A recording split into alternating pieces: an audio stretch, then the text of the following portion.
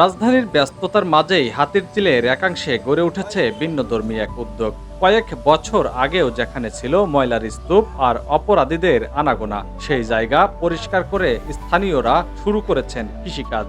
রাসায়নিক ও কীটনাশক মুক্ত পদ্ধতিতে চাষ করা হচ্ছে বিভিন্ন ধরনের সবজি।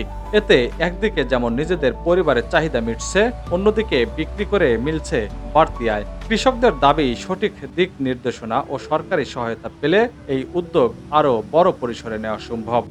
আরো বড় আকারে আমরা যদি বীজ দেন তাহলে আমরা বড় আকারে কাজ করবো, আরো বেশিভাবে কাজ করবো। কারণ আমরা তো কিনে কিনে লাগাই তো বীজ, ওই হিসাবে আমরা কম লাগে আর কি, আর অন্য কোনো কিছু না। অন ফসলে আবার নিজেকে পেট চালানো দরকার, গরিব মানুষ। অন এই হিসাবে আমরা এখানে একটু খেত এখানে কোনো রকম করি আর কি, আবাদ করি আর কি। এটা হয়েছে আপনার ওই যে কিছু কিছু মানুষরা আগে করছিল, ওনাদের এখানে দেখা পর কিছু জায়গা খালি থাকা অবস্থায়, মানে আমরা জায়গাটা ময়লা অবস্থা ছিল, আমরা পরিষ্কার করে আমরা নিজেরাই চাষ করতেছি আজকে 1 বছর ধরে, বুঝছেন।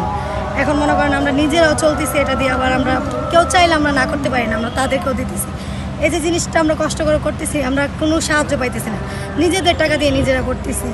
তারপরও মানে যে চায়, আমরা না থাকলেও মনে করেন আমরা এই যে সকালবেলা আসি, এসে কষ্ট করে কাজ করি, তাও মানুষও চুরি করে নিয়ে যায়, তাও আমরা কিছু বলি না, বুঝছেন। এই হয়েছে সারাদিন মনে করেন আমরা এখানে থাকি, কষ্ট করি, ময়লা বাসি, পরিষ্কার করি, পানি দেই, আবার বিকালবেলা এসে আমরা দেখাশোনা করি, পানি টানি দিয়ে তারপর চলে যাই। পরিষ্কার করতে যে আমাদের হাত পা অনেক জায়গায় কেটে যায়, কেন এখানে বেলেট আর সুইটা বেশিরভাগ পাওয়া যায়। তা আমরা এখানে চাষাবাদ করি, নিজেরাও খাই, মানুষকেও দেই, বিক্রিও করি। আমরা যদি সরকারের থেকে কিছু সহযোগিতা পেতাম তাহলে আমাদের আগ্রহটা আরও বেড়ে যেত। হাতিঝিলে এমন এক সময় এমন নোংরা ছিল যা তাগানোর মতো না। এখানে অনেক সময় হেরোইন, গাঁজা, মদ এগুলোর আড্ডা হতো। এখন আস্তে আস্তে আমি যখন আসি, আমার এক বন্ধু আসে যে বেশ বড় একটা জায়গা, এই জায়গাটা ময়লার ভিতরে ময়লা আবর্জনায় ভরি আছে, এটা না থেকে যদি আমরা সবজি আবাদ করি তো কেমন হয়। তখন আমার বন্ধু ইসমাইল বললো যে আসলে দোস্ত, তুই কথাটা বলছি ঠিক আছে, যে এই ময়লা আবর্জনা পরিষ্কার করি যদি আমরা সবজি আবাদ করি তা আমাদের সংসারটা ঠিকমতো চলে যাবে।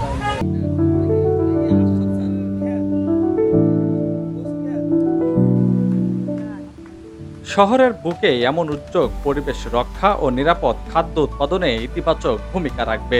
এছাড়াও সরকারি কোনো বরাদ্দ তাদের জন্য না থাকলেও সঠিক পরামর্শ দিয়ে নিয়মিত পাশে থাকতে চান ঢাকা মেট্রোপলিটন কৃষি অফিসের উপসহকারী কৃষি অফিসার জাহিদ হাসান। এ সময় তিনি বলেন, এই পরিপ্রেক্ষিতে ওনারা এখন আগের থেকে, গত 2 বছর আগের থেকে আর এখন যদি আপনার তাদের আবাদের ইয়েটা দেখেন, তারা দেখবেন যে তারা অনেক অগ্রগামী হয়ে গেছে। এখন তারা লাইন করে করছে, কোন ফসলটার পর কোন ফসল করবে সে কাজগুলি করছে।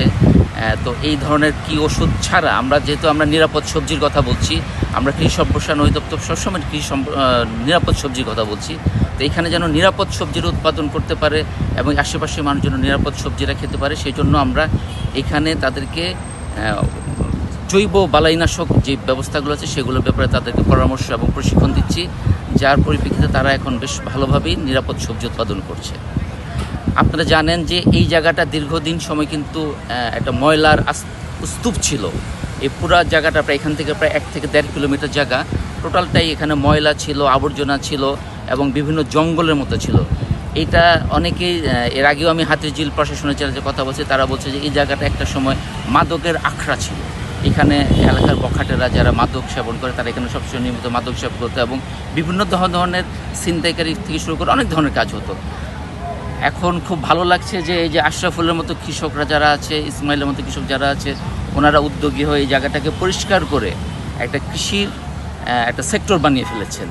এটা ওনাদের জন্য যেমন লাভবান, আমাদের সামাজিকভাবেও আমরা উপকৃত হচ্ছি।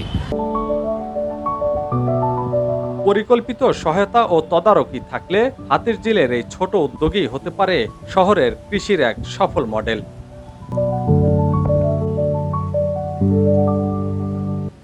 KM সবুজ, ভোরের খবর, নিউজ ডেস্ক।